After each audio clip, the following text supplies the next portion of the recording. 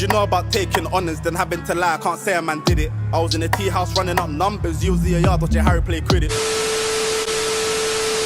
With the recent release of Spider-Man No Way Home, it only felt fulfilling to talk about the best Spider-Man movie ever made, Spider-Man Into the Spider-Verse. Because let's face it, nothing beats this film. So let's talk about this film in all its greatness and in all its glory, because it thoroughly deserves it. So when the movie first hit cinemas in December 2018, it was a huge hit. It was an animated movie so good that it gave Disney, Pixar, DreamWorks, Illumination, Aardman, every animated studio a run for its money. And I know why, because this is a legitimately good animated film. Now, while this film is a Spider-Man movie, in my opinion, I consider it as an animated movie. And when I think of good animated movies, I think of Toy Story, Shrek, films like that. And the reason for that is because they are animated movies that cater towards adults and children at the same time. And Spider-Verse gladly is one of those films. Despite the fact that it's an animated movie aimed at children, it's still quite mature for older audiences to enjoy. So mature that I wouldn't mind if this actually had a PG-13 rating. Overall, I do think that the visual style for this film is unique. It looks incredibly beautiful. I don't think I've seen an animated movie that's ever looked like this before. Now, because this movie uses a comic book texture for its animation, it's sometimes hard to tell if it's CG animated or 2D animated.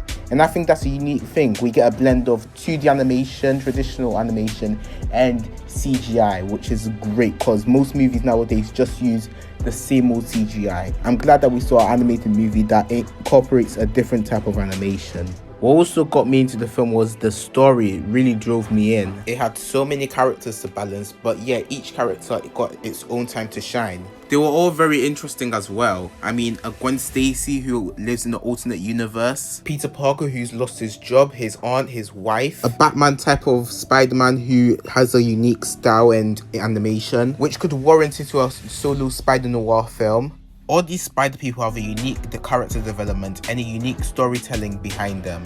And while I'm sure you guys would love to hear me talk about them throughout this entire video, I do think that I would like to talk about other things about Spider-Verse, like the soundtrack. Spider-Verse incorporates a soundtrack consisting of music that are in the genre of hip-hop and trap, and I love that kind of music. It's like this movie was an animated movie made for me. And I'm not sure if you guys noticed this, but after seeing this movie for a second time on Film 4, I noticed that this film, the animation and the color tone truly matches the music that often plays in the film. And I truly don't think that an animated movie or a superhero movie other than Black Panther has had a soundtrack like this. And I liked how this movie was told in a different perspective compared to other Spider-Man movies today. Our protagonist Miles is just a normal kid who just gets bitten by a radioactive spider. However, while that has been the same for every iteration of Spider-Man, I think that what makes Miles so superior is because that he's just a regular kid. He's not super smart. He's just a normal, relatable kid who doesn't want to go to school. Like every single one of us who's watching this video. I hate school. Let me know your worst school experiences in the comments below, guys. But I would say that compared to a Spider-Man like Tom Holland, Miles' motives make perfect sense. After his uncle Aaron is killed by the Kingpin, the film's villain, he decides to take revenge by going after him even though the other Spider-Men won't allow him. And in my opinion, this is an emotional motive that actually makes a lot of sense. And while I think that Tom Holland is the best incarnation of Spider-Man, I do think that his motives, especially in Homecoming, never really made sense because the only reason he wanted to be Spider-Man at first was to become an Avenger. And I thought that was definitely one of the most laziest motives ever made. And prior to No Way Home, he didn't really have many stakes compared to the amount of stakes that Miles has to face Into the Spider-Verse. I think that Miles' motives are definitely the best motives for on-screen Spider-Man in cinema. He truly wants to help people because he didn't want people to face the tragedy that he faced when his uncle died. And that's what we've grown to love about Spider-Verse. Its mature themes. I'm sure if Disney made this film, I'm sure that the movie would have had a much more toned down theme that would appeal to the family, but I think that they actually make it really deep in this version. And unlike most animated movies nowadays, this film had humor that was actually pretty funny, and even though I didn't really laugh, I really understood most of the jokes and they actually did make quite a lot of sense. Especially, and it was always really fun to point out some of the adult humor in the film. Like that joke about puberty.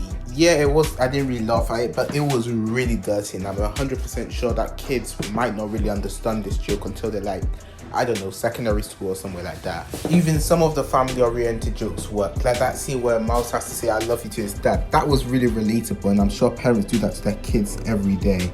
Oh, and did anyone notice that kid with the glasses who always did that face, yeah? Yeah, that kid had me cracking up throughout the entire movie. He looks kind of sus though. Now, while this film is a masterpiece, it certainly is, do I have any problems with it? Actually, you'll be surprised to know, no. However, that doesn't make it one of my favorite movies of all time. One of my favorite movies of all time, I won't tell you, but here's the poster. Yeah, there it is. I haven't seen it in a while, but I might see it again so I can do a video on it in January. However, I will say that Spider-Verse, what it does, it delivers an animated movie that doesn't speak down to its audience. It more or less speaks up. These are the type of movies that parents should be showing their kids, not stuff like this or this.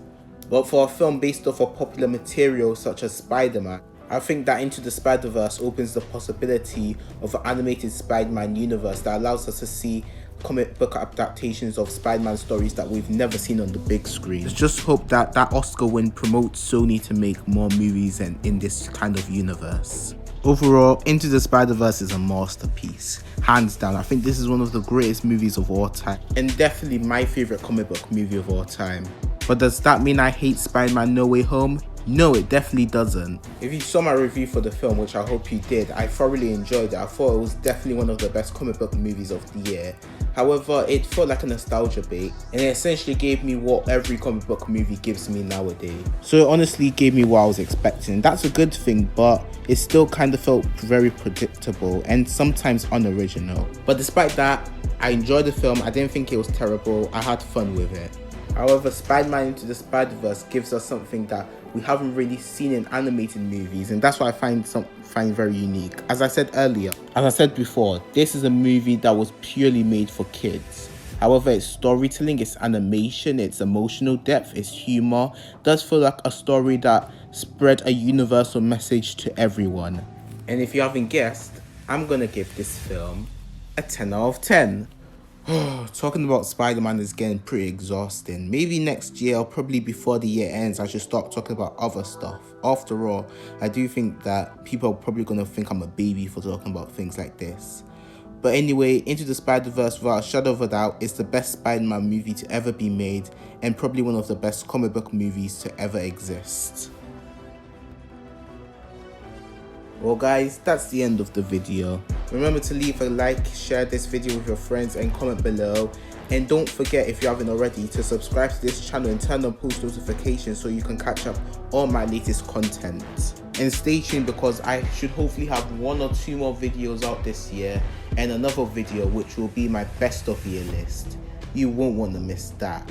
Anyway, thanks for watching. Like, share, comment and subscribe. I'll catch all of you next time, and Merry Christmas.